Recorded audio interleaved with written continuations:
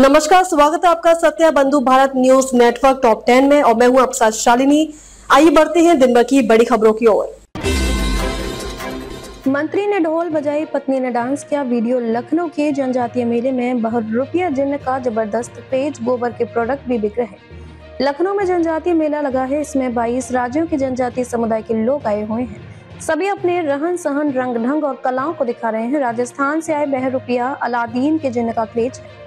गोबर की मूर्तियां और अन्य प्रोडक्ट भी खूब बिक रहे हैं। खाने पाने की चीजें भी लोगों को खूब पसंद आ रही हैं। लाल बाग का AQI 320, जहरीले हवा में सांस लेना मुश्किल। लखनऊ और आसपास के जिलों में शीतलहर का येलो अलर्ट, कोहरे का भी असर। लखनऊ में सुबह से धुंध का असर बना रहा, ठंडी हवा का भी असर रहा। इसके बाद मौसम साफ हुआ और तेज धूप निकली।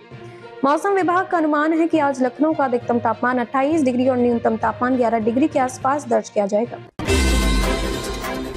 यूपी में मायावती के साथ आ सकते हैं ओवैसी। बिहार में जीते बसपा विधायक ने AIMIM का पोस्टर लगाया। बिहार में एनडीए की प्रचंड जीत के बीच भी बसपा खाता खोलने में सफल रही। वहीं इस लहर में सीमांचल में AIMIM भी 5 सीट जीतने में सफल रही। लेकिन चर्चा बिहार से वायरल हो रही है कि एक तस्वीर की है। ये तस्वीर बसपा के बिहार की रामगढ़ विधानसभा से जीते इकलौते विधायक सतीश उर्फ पिंटू यादव की है। लखनऊ में नगर निगम ने बनाई घटिया सड़क। लोगों की शिकायत पर पहुंचे पार्षद, हाथ लगाते ही उड़ने लगी गिट्टियां। 50,000 जुर्माना। गोमती नगर के विकल्प खंड में नगर निगम ने 30 लाख रुपए की लागत से सड़क बनाई। स्थानीय लोगों ने मामले में घटिया निर्माण का पकड़ा और शिकायत की। रात में बनी सड़क सुबह के समय उंगलियों से ही उखड़ने लगी। लोगों ने सड़क के नाम पर भ्रष्टाचार करने का आरोप लगाया। लखनऊ में ओला कर्मचारियों ने कस्टमर को पीटा। बेटे को सड़क पर 200 मीटर दौड़ाया। स्कूटी की सर्विस कराने आए थे। लखनऊ में ओला के कर्मचारियों ने बेटे के सामने ही पिता को जमकर पीटा। बेटे ने जब घटना का वीडियो बनाने की कोशिश की तो हमलावरों ने उसे 200 मीटर तक दौड़ाया, गालियां दी। युवक जैसे तैसे भागकर पुलिस के पास पहुंचा और पूरी बात बताई। घटना गुडम्बा थाना क्षेत्र में रिंग रोड स्थित ओला सर्विस सेंटर में शनिवार को हुई। यहां स्टाफ ने कस्टमर के साथ मारपीट की। धीरेन्द्र शास्त्री यात्रा में भीड़ देखकर भावुक। वीडियो बोले, मेरा हृदय रिन रिन हुआ। जुबिन नौटियाल, दीप राग ने भजन गाए। बागेश्वर धाम के पीठाधीश्वर पंडित धीरेन्द्र कृष्ण शास्त्री की सनातन एकता पदयात्रा का 10वां और आखिरी दिन है। आज पदयात्रा में मध्य प्रदेश के CM मोहन यादव भी शामिल होंगे। शनिवार देर रात गायक दीप राग, जुबिन नौटियाल और स्वाति मिश्रा पहुंचे। जुबिन नौटियाल धीरेन्द्र शास्त्री का हाथ पकड़ चलते नजर आए।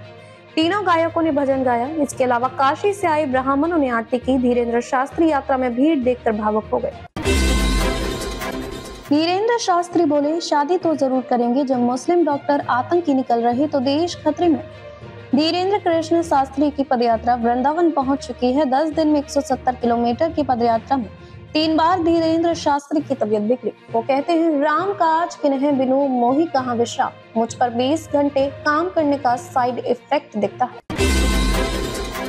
आज हल्की धुंध से हुई सुबह। दिन रहेगा हल्का गर्म। आगरा में तापमान 26 डिग्री सेल्सियस और नमी 40% के आसपास बनी रहने का अनुमान है।